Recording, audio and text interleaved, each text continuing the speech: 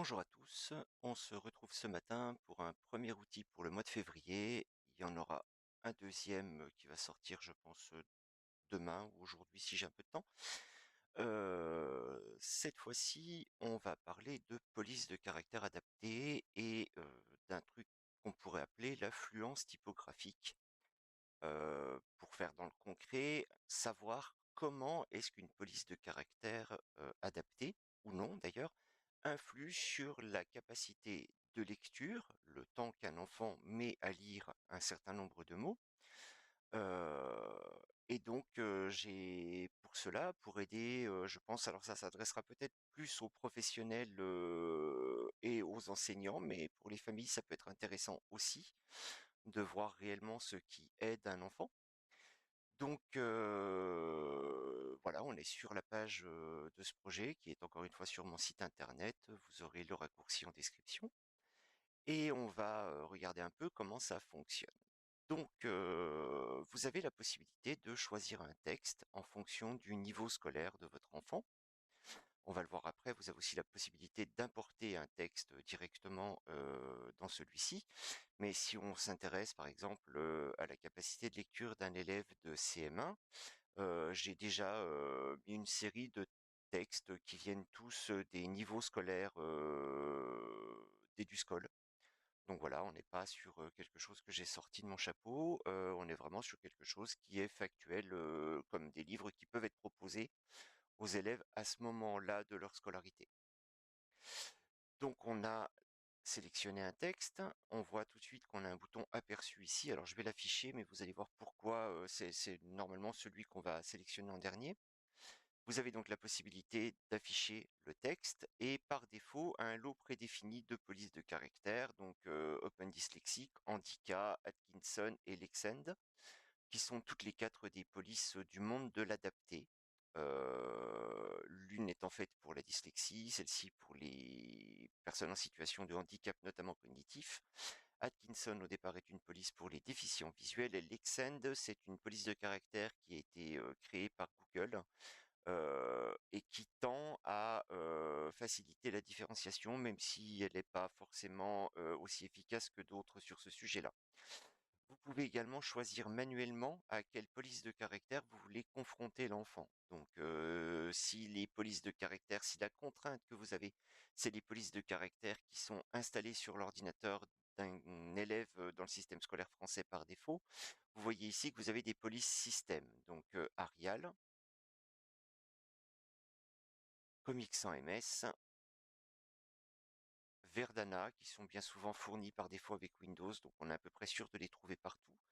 Et puis, on pourrait rajouter un Open Dyslexic, par exemple.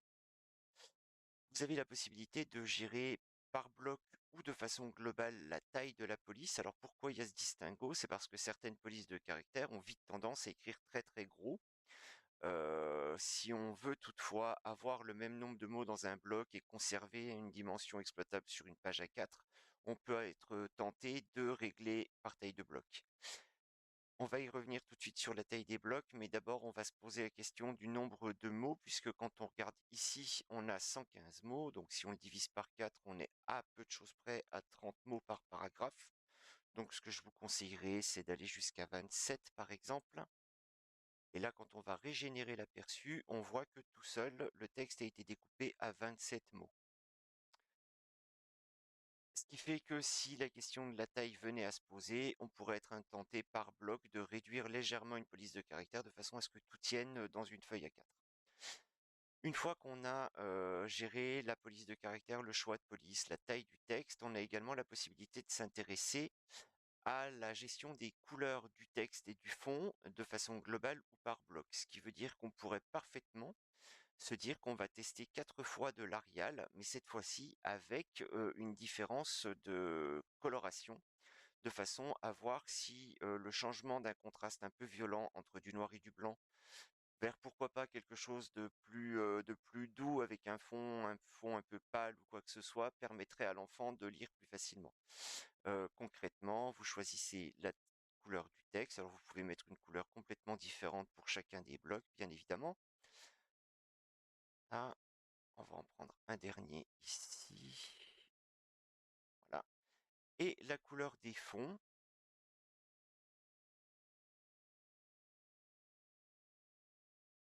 voilà. Et une fois que votre texte est prêt, vous pouvez générer le texte. Alors l'intérêt de ce genre de test, c'est que vous avez le même nombre de mots par paragraphe et que vous pouvez facilement repérer avec un chronomètre à côté sur vos téléphones ou peu importe, le temps que l'enfant va mettre à lire X mots dans telle police, dans tel corps de texte et sur tel fond et telle couleur, de façon à lui proposer ou à proposer à ses enseignants d'adapter les supports avec quelque chose qu'il met réellement en réussite.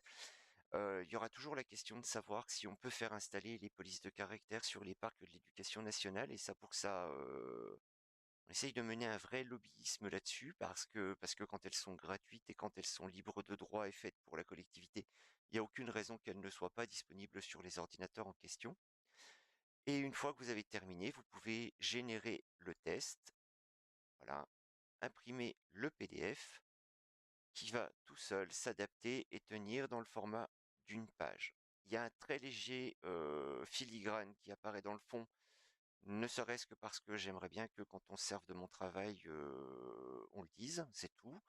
Voilà, et c'est un bloc WordPress que j'ai développé de mon côté. Je vous remercie de m'adresser vos retours. Si vous voulez des pistes d'amélioration, si vous voulez y voir figurer des polices de caractères différentes, n'hésitez pas à me tenir au courant. Dans une certaine mesure, j'essaierai de le faire en fonction de mon temps et des textes légaux qui me permettront ou pas de mettre une police de caractère à disposition sur ce type de support. Bonne journée à tous et on va se retrouver très vite pour un outil de gestion et de création d'arborescence pour le matériel pédagogique adapté numérique. Ça sera